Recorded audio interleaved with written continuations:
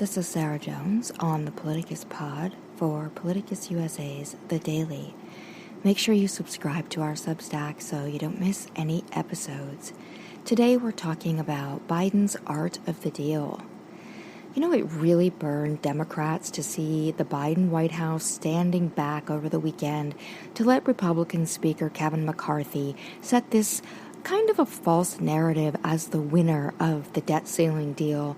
And once again, McCarthy and his Republican House caucus tried to hold the country hostage, something they do again and again, but only under a Democratic president, which reveals that the real motive is political and not fiscal. But when you're dealing with a party that sells itself as alpha males and that tells its base that bike-riding Joe Biden is senile, so they should really support the golf cart rider Donald Trump, the only option for a smart negotiator is to let them take the public win. And that is what President Biden has done. President Biden was asked before his Marine One departure on Memorial Day about the deal, and he responded, "One of the things I hear some of you guys saying is, why doesn't Biden say what a good deal it is? Why would Biden say what a good deal it is before the vote? You think that's going to help me get it passed? No. That's why you guys don't bargain very well." Biden was asked, who got the better deal, Democrats or Republicans, which he refused to answer, instead saying, "Do you think it's going to help me get it passed? Come on." So we learned on background from White House officials how Biden approached this and what he got. As Jason Easley has been explaining, Biden separated the raising the debt ceiling part from a negotiation on the budget with Republican leadership. So he did have this negotiation on the budget, which the White House officials pointed out is like they have done as part of the appropriation process every year. And then it's also what happened in 2015, 2018, and the 2019 budget deal. That also carried a debt limit increase. So they're putting it that way, but we have to be honest, that's not what it looked like in public. That is how they did this. That is the line that Joe Biden drew in the sand, and he did live up to that. But that's not how it was presented in the public, and a lot of Democrats were really unhappy with the way that it was being sold, the narrative that was being told about it. And there still is this conflation with the debt ceiling being raised in the public's mind, and that isn't great for the country. And it only allows Republicans to keep doing this. So, frankly, this deal looked like nonsense at first, and I was one of the first people criticizing it. But it turns out when the legislative text was unveiled and after the White House officials broke down the process on background, it turned out the White House was actually correct. Biden managed to wrangle a 2-year appropriations agreement via what appears to be this process of moving money around to protect what the White House called the historic economic gains that we've made, really allowing one of the strongest recoveries on record to continue by taking the threat of default off of the table into 2025. They say it continues to support the scientific research, Meals on Wheels, education, and more. So these key Democratic priorities are mostly protected. It includes the suspension through January 1st, 2025, at which time the Secretary of Treasury can employ extraordinary measures if needed. Now that's pretty incredible. White House officials said they think taking the threat of default off the table into 2025 is a significant upside for the economy and a significant accomplishment. Well, it definitely is, both of those things, especially heading into an election year. I mean, that's absolutely incredible because that takes this hostage away from Republicans. They don't have this anymore, and they're really trying to use this to paint Democrats as bad for the economy because they seem to think that that's the only way they can win. That right now they're thinking Trump can win if he in fact wins their primary, and isn't in jail. Although I have very low hopes that Donald Trump's ever going to face that particular accountability tactic. But here's something else completely bonkers that Biden got in terms of the administrative pay-go part of this deal, which provides a very strong waiver authority for the Office of Management and Budget Director and protections against judicial review. Hello, corrupt SCOTUS. How are you guys? This broad authority and protection from judicial review sunsets in 2 years. You know, when there might be a new president.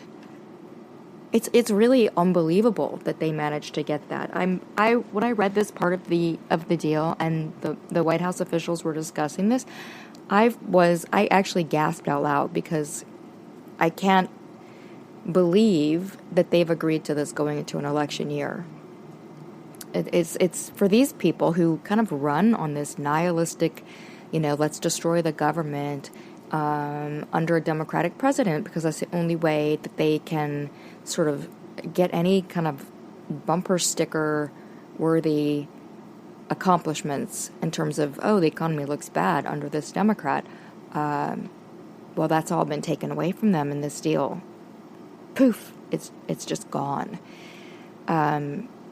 They incentivized the passage of appropriation bills, indeed, with a continuing resolution funding enforcement mechanism that's going to prevent a government shutdown. So, if at the end of the year the 12 bills are not passed, then the non-defense and defense levels go to just slightly below the 2023 level. Now, the incentive here is that there's bipartisan protection, but probably much more strongly on the Republican side of defense spending, even when it's wasteful. They don't care, defense spending has to be full throttle forward momentum at every negotiation. So there's this incentive to protect defense spending, and that's what is going to get these bills passed. The government can't shut down even if they don't manage to do their jobs of passing these appropriation bills. That's right. I'm just going to say that again because this is incredible. The government can't shut down even if they don't manage to do their jobs. This is the kind of thing we have to worry about with Republicans in charge of the House is, are they going to do their job? And most of the time in the last decade, they've not been focused on doing the job that's actually like the written description of their job. Instead, they have been doing a lot of wasting the taxpayers' money with investigations and on a lot of times even fictionalized accusations that they manage to get their base or someone like Project Veritas to insert this kind of false story into the public sphere, and then they use that as an excuse to launch an investigation. So instead of investigating things that need to be investigated, and there's plenty of waste, fraud, and abuse, there's plenty of abuse of power that they could be investigating. There's plenty of oversight they should be doing on every branch of government, and that they're not doing. So at any rate, they're not going to be able to hold the government hostage. And oddly enough, the agreed upon levels reflect what the administration had successfully negotiated at the end of the last calendar year. With 2 years already of bipartisan appropriation increases that have taken non-defense spending up over this 2-year period by about 16%. So this 16%, because there's a lot of numbers that we're going to be talking about here, and they do get confusing. The 16% is this on-paper increase, and it's not to be confused with what's called real new money of about 4 to 5% appropriated increase from Congress over the last 2 years. So these are these can sound confusing, but at any rate, the takeaway and the important point here is the agreed upon levels were what the administration had successfully already negotiated at the end of the last calendar year. Oh my God. So this is a lot of show Republicans have been putting on. Just this big smoke show, really, gaslighting their own supporters. But this flatness of the budget going forward, this is what Democrats have criticized, because it means only a 1% increase in 2025. So, that is not the ideal thing. When you're looking at a party that wants to provide a social safety network, it costs money. And the thing is that no one will ever take money from places like the defense budget in order to provide for the people. This is just not the priority of this country, and it's not the way our news is presented. If you presented news like we try to present news at Politicus USA from the point of view of, the majority of people whom this government is supposed to represent, but that's not the way news is generally presented. It's always with the assumption this defense spending has to be this way, tax cuts for the rich, the trickle-down justification. Businesses are given a lot of latitude, people are given none. That's just kind of the way the trajectory has gone since the 60s. So none of that is good. And so Democrats have every right to not be happy with the only 1% increase. It keeps non-defense spending, it's roughly flat with the 2023 levels in 2024 when you factor in these appropriation adjustments. So in 2025, it increases the non-defense spending levels and the defense spending levels by 1%. That's not a lot. Some of the adjustments include repurposing obligated emergency COVID relief and some of the mandatory IRS funding, which is something Republicans are, really wanted to have happen, as well as other adjustments. So there's this money that's being moved around more so than anything else. So that IRS money that the Republicans wanted taken out, before their first day even of their very slim majority in the House, Kevin McCarthy promised that they were going to repeal that. But there has been a full $20 billion, it's $10 billion a year for 2 years, of the $80 billion that was going to fund the IRS over the next 10 years. Republicans wanted to cut that. Ultimately, this money, that $20 billion they're taking, is actually being spent in other non-defense areas.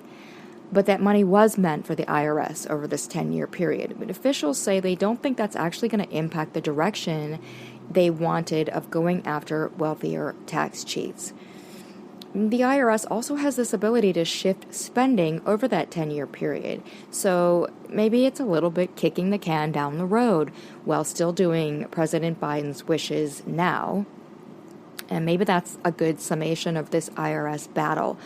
But if we go back in time, and remember, Kevin McCarthy promised to repeal, quote, 87,000 IRS agents on their first day. That didn't happen.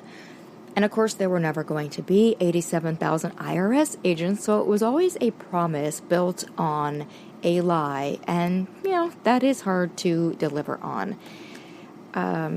But let's get into that just because that they're going to talk about this a lot. Oh, we've done our No, they didn't do what they promised. And what they promised was actually never going to happen. What they, kind of building this straw man to fight up against. But the real point in fighting this IRS funding is that the IRS funding was intended to go after people who do not pay their taxes, which is the majority coming from wealthier people who can afford tax lawyers. So the 87,000 new agents claim that came from a Treasury Department compliance report. That's where Republicans pulled that number, and they've been going with it no matter how many fact checks they get ever since then.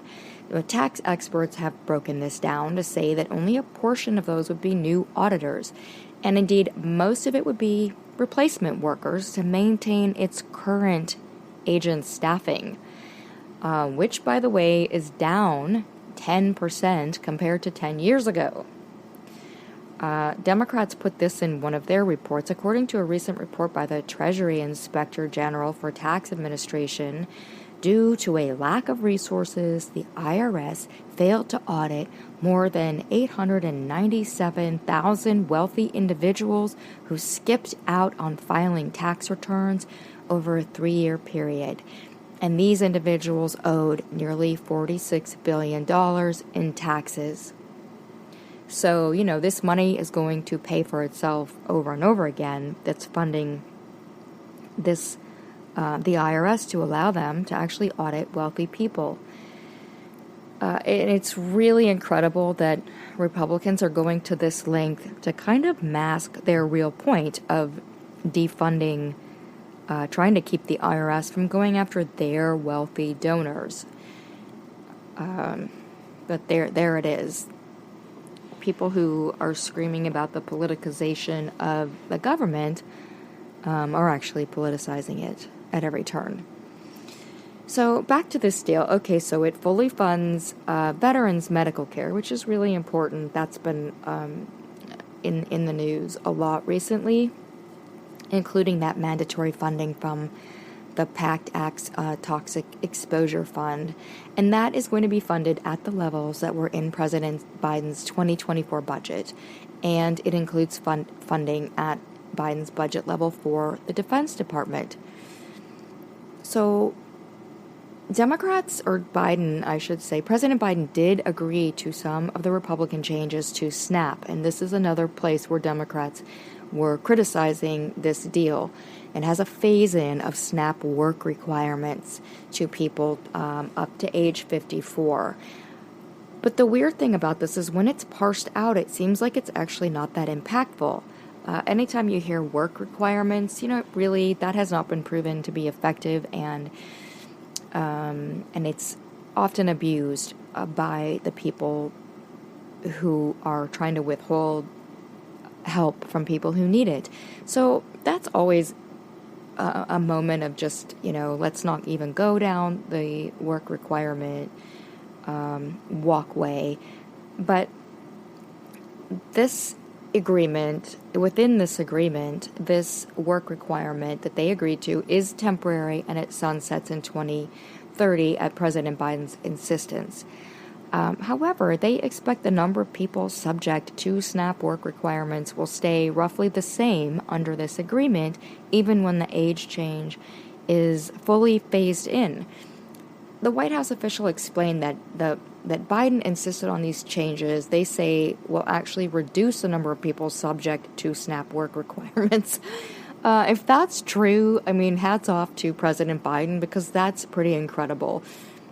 This is like one of the only two, this and the IRS, it's basically what Republicans got out of this. So if President Biden managed to actually reduce the number of people subject to SNAP work requirements, then that's some good negotiating.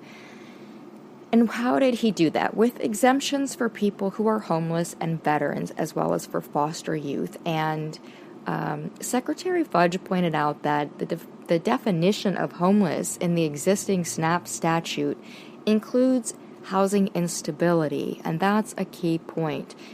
Not just people who are currently without shelter, but people who have housing instability, which is the precursor to not having a home, not having shelter. Basic shelter, which, everyone should have. What kind of country allows so many people to be unhoused? I don't know. It's one of the things that's really stands out as morally wrong to me. But at any rate,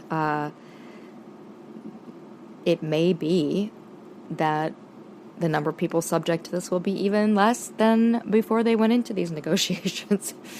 And maybe not, if it doesn't work out that way, that's a problem. So, at any rate, it protects Biden's historic legislative victories. And, let's be frank here because the media really doesn't give Biden credit for this, and it's not about cheerleading President Biden. It's about the fact that when good things happen, when the government manages to do what it's supposed to do, to make legislation to protect the people and our environment, it deserves to be acknowledged. If it's not acknowledged, then it's very easy for people to weaponize cynicism and then sell doing nothing as being the same thing as someone who's actually doing something. President Biden has actually done a lot.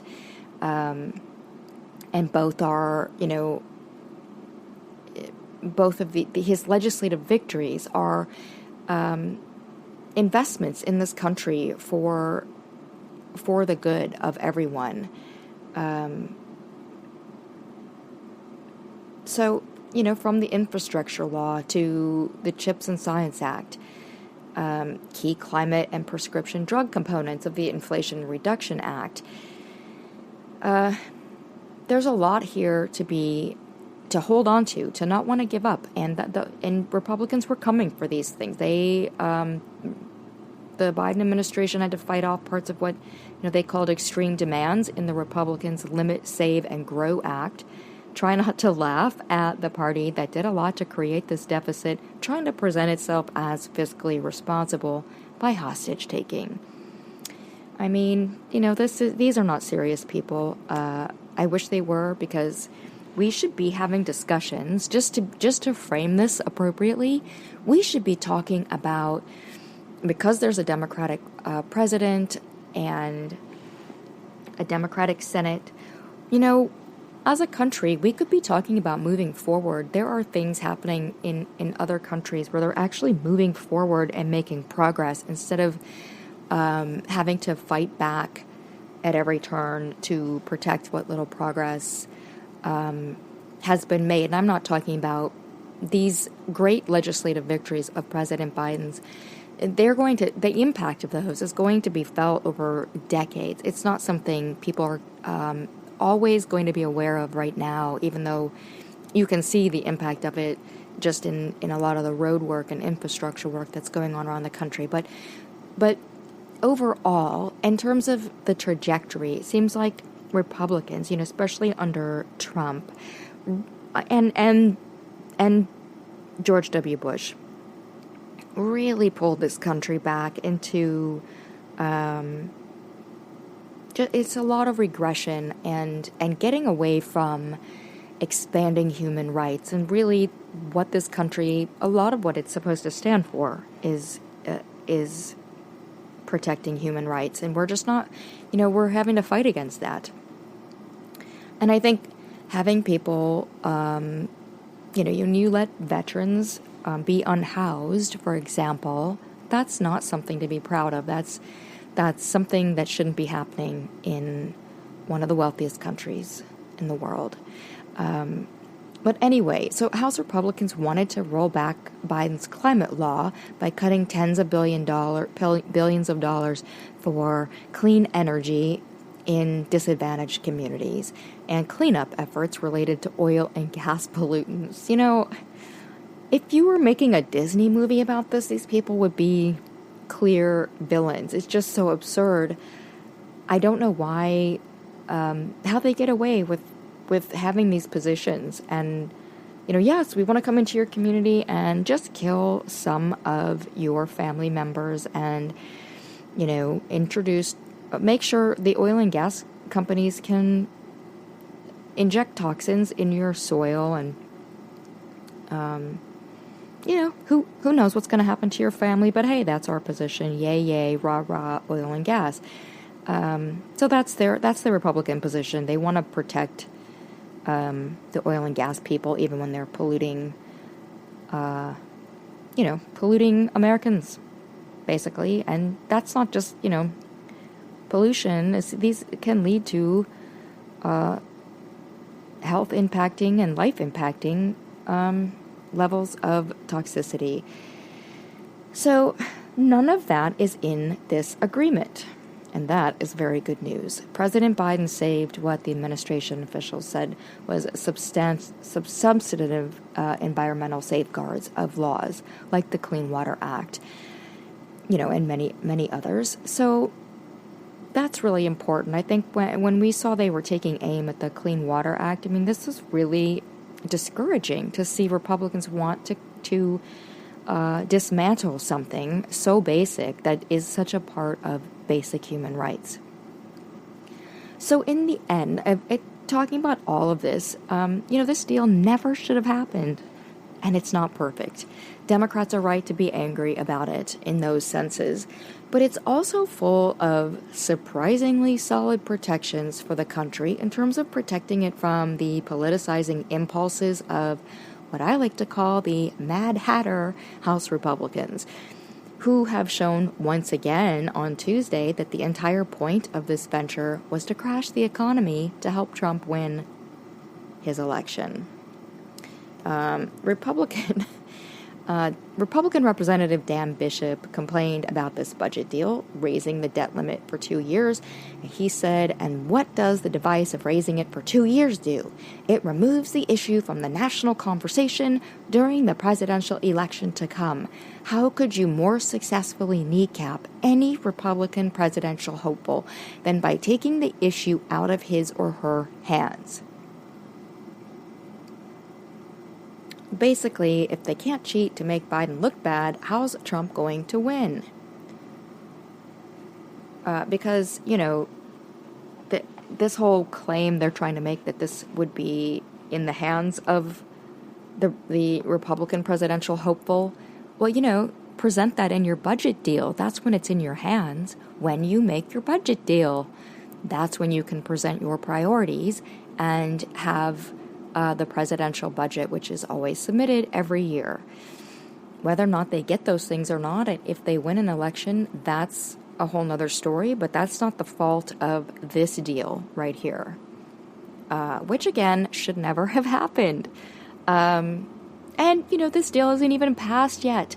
But even so, the Republicans have caught wind to being taken by McCarthy, and they feel that they're upset about it, and yet they still haven't summoned the courage to call for a motion to vacate. They said they would when they finally elected Kevin McCarthy to be their speaker. But instead, they're kind of whining on Twitter about being sold out and crying about losing to a man they say couldn't find his own pants. Yes, Republicans think that they lost this deal to a man who can't find his own pants, but they're selling this deal as a win for Republicans. So they talk about I guess that's true. Both parties. And you see the Democrats, plenty of Democrats are complaining about this deal, but here's the White House saying that it's actually good. So, yeah, I guess that can happen. You're having two different takes on it, but these are coming from the same, this is coming from legislators, Republican legislators. So ostensibly, you would think they would, since they were their leader was a part of these deals, they would, have a take on it and settle on it, and then they would not be saying that they got taken by President Biden, even though they say he can't find his own pants. It's their rhetoric is always pretty inflammatory, and it gets to the point of being a little absurd. President Biden people don't have to like him. They may or may not like him, but one thing that really can't be said about him is that he can't find his own pants. This is a man who can talk off the cuff about almost any policy and, flew into a war zone. So this narrative that they try to sell about him, it's just absurd. It has no basis, and the reason it doesn't stick to him is it doesn't have any basis in reality. If you really want to paint your opponent as something and have it stick to them, it's got to be something that makes sense, that people can see when they watch this person in public. In the details, this deal while completely unnecessary because it shouldn't have happened this way, is actually a rather big win for Biden, Democrats, and most importantly, the country. So naturally, Republicans are enraged. In 2020, there were these signs and bumper stickers reading "Any functioning adult" in reaction to the 4 years of brazen ineptitude and graft under Trump. But America got kind of pretty lucky, and they got more than just a functioning adult in Joe Biden. So, like him or not, he is not the cartoon figure of a doddering old man that Republicans so desperately try to paint him as. Donald Trump branded himself as the king of the art of the deal, but when it comes to presidents, Joe Biden has actually exemplified true mastery of the art of the deal. And that is something to feel pretty good about today. This is Sarah Jones on the Politicus Pod for Politicus USA's The Daily. If you're tired of billionaires controlling the news you see, which they are doing on every social media platform from Facebook to Twitter, and you want to support independent news that puts the people first, please do subscribe to our Substack. I look forward to talking with you soon.